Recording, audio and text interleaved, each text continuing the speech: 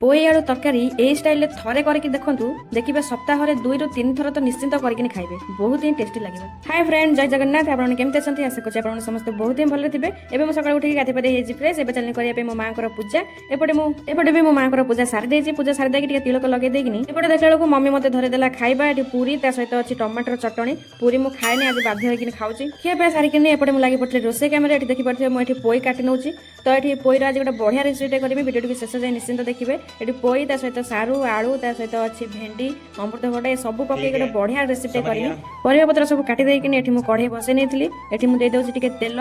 एठी तेल दे देकिनी ता देरे मु भेंडी किछि पके दउछि। भेंडीटा को आगो टिके भाजी नेबे तेल रे, काईना भेंडीटा बेसी टिके नाळुआ लागे तो सेति पई आगो टिके भाजी देबे। भेंडी काटी देकिनी आउ टिके तेल देकिनी ता देरे मु दे देली किछि फुटण एठी देखंतु फुटी गलानी। ता देरे मु दे दउछि आउ डिटा पियाज काटिकिनी रखिथिली। पियाज टिके दे देकिनी ताको टिके भलो भाबरे जारी नेबे। एठी देखि परथिबे पियाज पूरा हे जाईछि, जारी हे जाईछि। तो एठी मु काटिक रखिथिबा परिबा सब ता देरे मु पके नउछि। पूरा भलो रे धोइकिनी छाणिकिनी एथरे पके देबे। तो एथरे पके देके ताको भलो भाबरे संतुଳି नेबे। जते भलसे संतुଳିबे तकरे सेते टेस्ट लागिबो। किछि समय संतुଳିला परे एठी मु दे दउछि किछि लूण, तापर टिके दे दउछि हळदी गुंड, तापर स्लाइड लंका गुंड भी टिके मु दे देछि। ए सब दे साइला परे ताको भलो भाबरे ता सहित मिसै देबे। परिबारे मिसै देके ताको भलसे पूरा एठी संतुଳି नेबे, कसी देबे।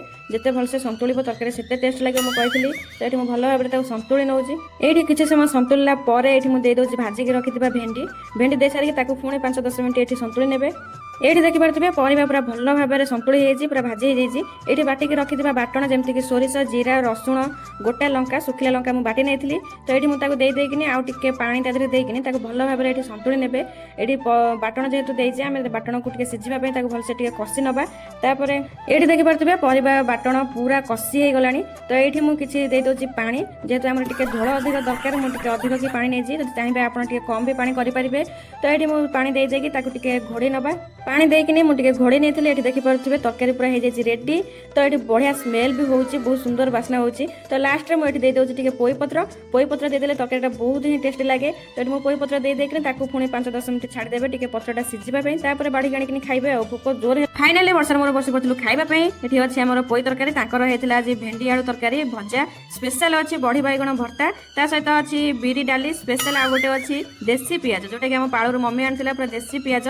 तरकारी तो बहुत ही टेस्टी लगता। जब वीडियो आपको भल लगी तेज निश्चिंत गोटे लाइक और गोटे सब्सक्राइब करने जमे भूलें। देखा आउ गोटे वीडियो रही जय जगन्नाथ।